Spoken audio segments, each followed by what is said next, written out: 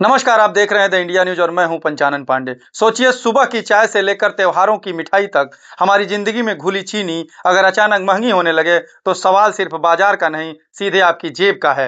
लेकिन इस बार चीनी की बढ़ती कीमत के पीछे सिर्फ मांग और सप्लाई की कहानी नहीं है। इसके पीछे गन्ना है, किसान है, चीनी मिल है, एथेनॉल है और अब धीरे धीरे 2027 का चुनावी गणित भी दिखाई देने लगा है। खबरों के मुताबिक पिछले कुछ समय में चीनी की कीमतों में करीब 20% तक तेजी देखने को मिली है।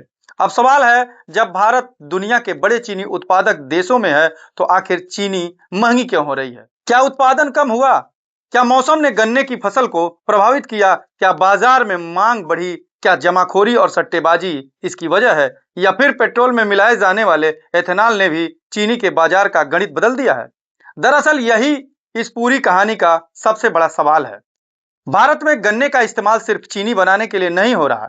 सरकार एथेनॉल ब्लेंडिंग को लगातार बढ़ावा दे रही है, यानी गन्ने से बनने वाली चीनी का एक हिस्सा अब ईंधन के लिए भी इस्तेमाल हो रहा है। 2025-26 में करीब 30 लाख टन चीनी के बराबर मात्रा में एथेनॉल उत्पादन की तरफ डाइवर्ट किए जाने की बात सामने आई है। अब विपक्ष के पास सवाल है, अगर चीनी का एक हिस्सा एथेनॉल में जाएगा तो घरेलू बाजार में उपलब्धता और कीमत पर असर क्यों नहीं पड़ेगा?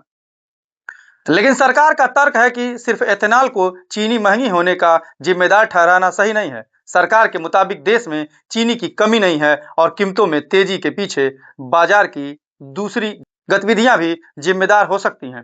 यानी एक तरफ सरकार कह रही है एथेनॉल देश की ऊर्जा सुरक्षा और किसानों की आय के लिए जरूरी है। दूसरी तरफ सवाल उठ रहा है, अगर एथेनॉल जरूरी है तो आम आदमी को चीनी भी महंगी नहीं होनी चाहिए। और यही से कहानी सीधे उत्तर प्रदेश तक पहुंचती है, क्योंकि यूपी में गन्ना सिर्फ खेत की फसल नहीं है। गन्ना यहाँ किसान की आय है, चीनी मिलों का कारोबार है, हजारों लोगों का रोजगार है और लाखों परिवारों की रोजी रोटी से जुड़ा सवाल है। और अब सबसे महत्वपूर्ण बात, 2027 विधानसभा चुनाव। 2027 में जब उत्तर प्रदेश की जनता वोट देने जाएगी, तब उसके सामने सिर्फ जाति समीकरण या राजनीतिक बयान नहीं होंगे।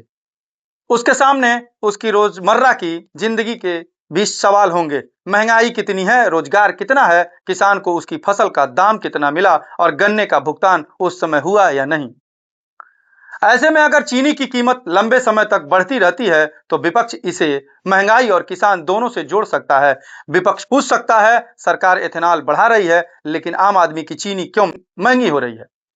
वहीं सरकार का जवाब हो सकता है, एथेनॉल से चीनी मिलों को अतिरिक्त आमदनी मिली, किसानों के भुगतान की क्षमता बढ़ी और देश का पेट्रोल आयात कम करने में मदद मिली।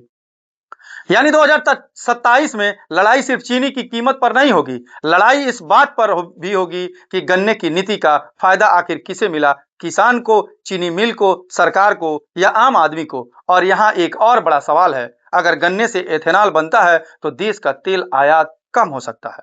किसानों को गन्ने की मांग मिलती है, चीनी मिलों को एक अतिरिक्त बाजार मिलता है, लेकिन अगर चीनी की कीमत बढ़ती है तो वही नीति आम उपभोक्ता की जेब पर दबाव डाल सकती है। यानी सरकार के सामने सबसे बड़ी चुनौती है, किसान की आय भी बढ़े, चीनी मिलें भी चलें, देश की ऊर्जा जरूरत भी पूरी हो और आम आदमी की थाली पर महंगाई का बोझ भी न पड़े।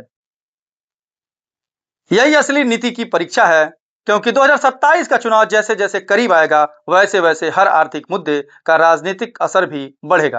आज सवाल चीनी का है, कल यही सवाल गन्ने के दाम का हो सकता है, फिर सवाल किसान के भुगतान का होगा और उसके बाद सवाल उठेगा सरकार की एथेनॉल नीति से आखिर किसे कितना फायदा हुआ। यही मुद्दे चुनावी बहस को प्रभावित कर सकते हैं। इसलिए चीनी की बढ़ती कीमत को सिर्फ बाजार की खबर समझना शायद जल्दबाजी होगी।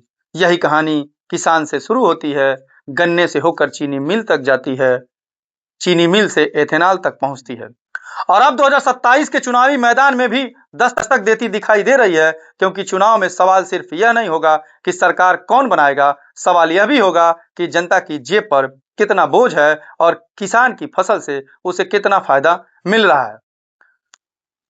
और आखिर में सबसे बड़ा सवाल, गन्ने से देश को चाहिए क्या, मिठास या ईंधन? अगर जवाब है दोनों, तो सरकार के सामने चुनौती भी यही है कि देश की गाड़ी एथेनॉल से चले और आम आदमी की जिंदगी चीनी की महंगाई से न रुके। क्योंकि 2027 में हो सकता है चुनावी मैदान में बड़े बड़े मुद्दे हो, लेकिन जनता का फैसला आखिरकार उन्हीं मुद्दों पर होगा जो उसके घर, खेत और जेब से जुड़े हैं। और अगर चीनी की कीमतों की यह कहानी आगे भी जारी रही, तो गन्ने के खेतों से उठता यह सवाल 2027 के चुनावी मंच तक पहुंचना तय माना जा सकता है।